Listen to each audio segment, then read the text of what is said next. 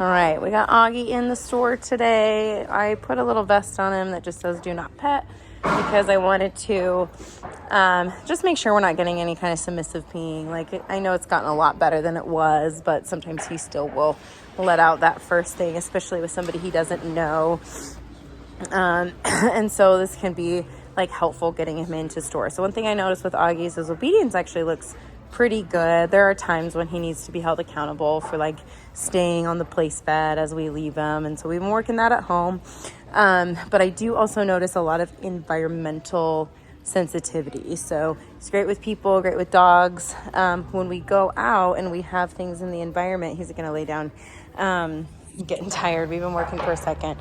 Like things over his head or things blowing in the wind or making a loud noise, it kind of makes him a little bit squirrely. And so I think to just help a lot of his impulse control and to help his training, it's good to get him out.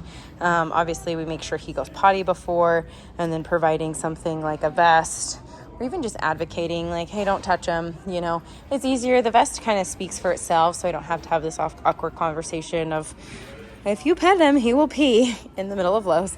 So, though it's gotten better, sometimes we see it just on that first initial thing and then he doesn't do it again. So, want to make sure that we're not making it worse, though, because sometimes when a dog is submissively peeing, it's a symptom of lack of impulse control, some submissive-like behavior, maybe even some discomfort with somebody coming on straight on.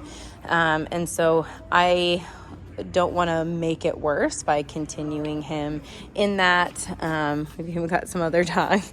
And so it's one thing when he trusts somebody like us. And like I said, he's not bad with people. He just, that is kind of a thing of like, I don't have the impulse control and getting a little squirrely. And so it's really good to just have people ignore him at first when he's excited or stimulated.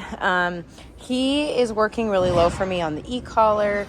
Auggie, one thing I have noticed with him, I don't know if he'll do it on camera, is sometimes when things are really stimulating around him or he's really excited and kind of, in a heightened state of mind, is when I press the e-collar, he kicks his head like that. You see that?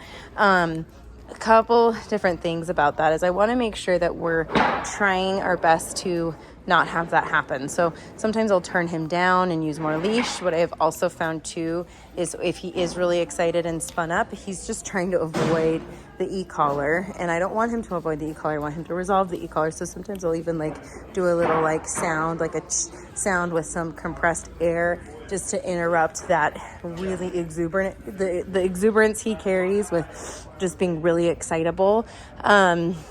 I want to tone that back just a little so that he can think through e-collar stim.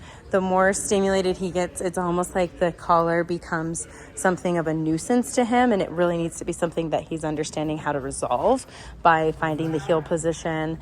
I also don't want it to become like an itchy tag, and so kicking him out of that excitement with some kind of interrupt, like even that, just like kicking him kind of out of the excitement that he had over there, so that he can think a little bit.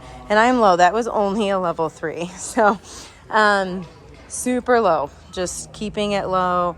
The higher I get, the more frantic he is. And so that's not always the source, is just to turn him up. Sometimes he needs to be turned up, it's going to be all situational and context. And sometimes it's just a matter of communicating more with the leash.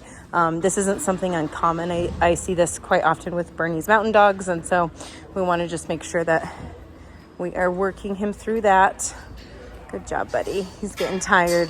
This is so much for him. His brain is like, there was just people around and lots of things when we walked in. It was kind of windy outside and it was blowing some tarps, and that was a little bit stressful for him. But this is how we just get better, is we keep doing hard things and working through it. Good job. He's like, I'm too tired. I will lay down. He's doing good though.